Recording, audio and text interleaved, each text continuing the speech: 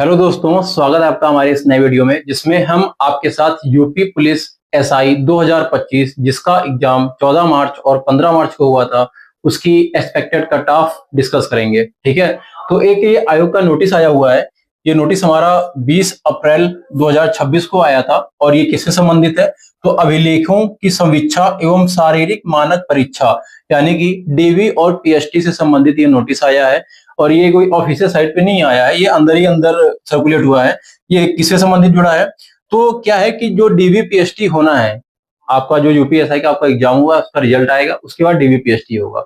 DVPST होगा तो उससे जुड़ा जो तंत्र है उस तंत्र को एक तरफ से रेडी होना होगा, उसको मैसेज देना होगा कि भाई आप लोग रेडी हो, डीवीपीएसटी होने वाला है। तो संबंधित जितने अधिकारी हैं वो जनपद के डीएम हो गए आपके, या उनके द्वारा दिया गया नाम कोई डिप्टी कलेक्टर हो सकता है।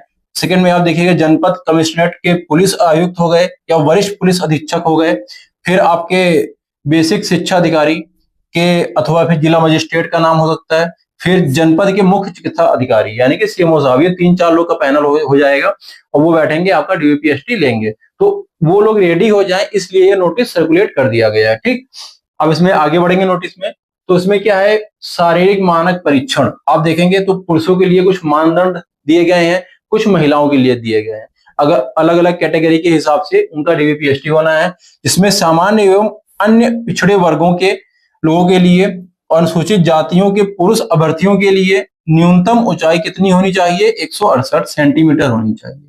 ठीक है, यानी कि जनरल कैटेगरी के जो ओबीसी के हैं, जो अनुसूचित जातियों के जो भाई बहन हैं, उनके लिए जो न्यूनतम ऊंचाई होनी चाहिए 168 सेंटीमीटर होनी चाहिए। ठीक, अनुसूचित जनजाति के पुरुष अभ्यर्थियों के लिए न्यूनतम ऊंचाई 160 होनी चाहिए। ठीक है, तो पुरुषों के लिए ऊंचाई का मानदंड यहाँ पे दिया गया है।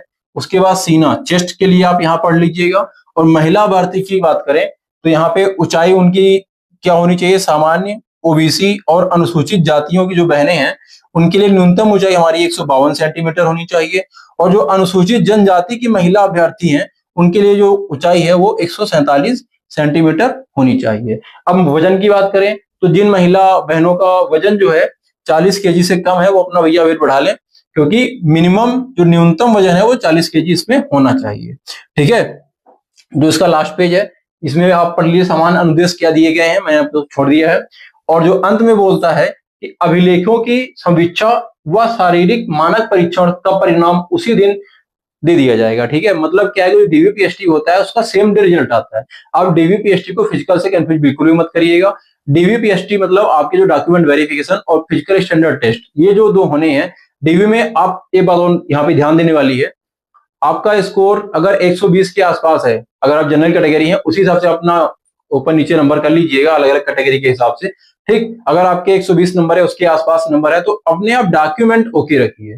ठीक, जितने भी डॉक्यूमेंट लगने हैं, आधार, निवास, हाई स्कूल, इंटर, मार्कशीट, ये वो जितने भी चीजें आप उसमें डिमांड कर रहा है, अगर आपको नहीं पता डीवीपीएसटी में क्या क्या डॉक्यूमेंट लगने हैं तो मैं अलग वीडियो बना दूंगा उसके लिए। तो वो डॉक्यूमेंट अपनी तरफ से ओके रखिए। क्यों? क्योंकि रिजल्ट आपके हाथ में अब नहीं है। ठीक, पेपर के पहले वो आपके हाथ में था, अब वो आपके हाथ में नहीं है। अब ये है कि अगर मेरा कटऑफ के आसपास भी है तो मैं अपनी तरफ से ओके रहूं, ताकि कल को डीवी हो तो डीवी में मैं बाहर बिल्कुल ना हूं। ठीक, अगर फिजिकल के लिए बुला रहे हैं तो फिजिकल के लिए जाऊं, आगे बुला रहे हैं तो आगे जाऊं। ये ना हो कि मैं डीवी में नाम करेक्शन था, सिंह की जगह कुछ और लिखा है, पाल की जगह लाल लिखा है, ऐसा कोई दिक्कत ना हो। ठीक, या फिर क्रमांक में कहीं कोई दिक्कत है, किसी भी तरह की आधार, निवास, ये जो जितनी भी चीजें लगती हैं वो आपके पास सटीक होनी चाहिए। ठीक, अपनी तरफ से ओके रहिए। ठीक, चलिए आगे देखते हैं। अभी क्या है कि जो हमारा रिजल्ट है वो संभावित आज शाम या कल परसों हो सकता है कि बीच में आपका होमगार्ड का पेपर होने वाला है, उसके चक्कर में 1-2 दिन 4 दिन डिले हो सकता है, लेकिन पूरी तरह से आशा है कि आज शाम या कल परसों तक रिजल्ट आ जाएगा। तो उसमें क्या है, अलग अलग एक रिजल्ट सर्कुलेट हो रहा है, अलग अलग कैटेगरी का इन्होंने कट ऑफ शो कर रखा है। ठीक है, इसमें आप देखेंगे अलग अलग कैटेगरी कट ऑफ है और ये पूरी तरह से फेक है। ये पूरी तरह से फेक नोटिस है, इस पे आप बिल्कुल भी भ्रमित ना हो, कोई भी इसके बेसिस पे अपना आगे का डिसीजन ना ले। और हमने ये कटाव बनाई है, हमने प्रयास किया है कि जो भी हमारे बच्चे कांटेक्ट में है उन बच्चों से बात करके कुछ डाटा ऑनलाइन निकाल करके हमने एक अनुमानित कटाव का प्रयास किया बनाने का, वो हम देखते हैं।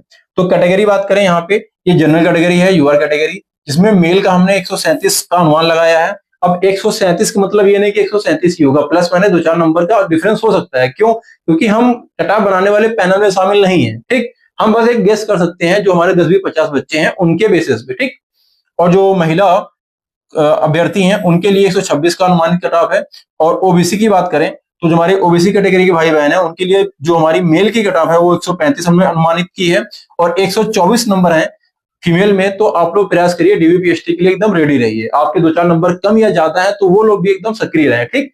ईडब्ल्यूएस की बात करें तो ईडब्ल्यूएस का क्या होता है कि हर बार इसकी कट ऑफ सबसे मतलब अनिश्चित होती है। ठीक। इसमें क्या होता है कि कितने बच्चे हमारे सम्मिलित हैं इसका डाटा हमें पूरी तरह से होता नहीं है।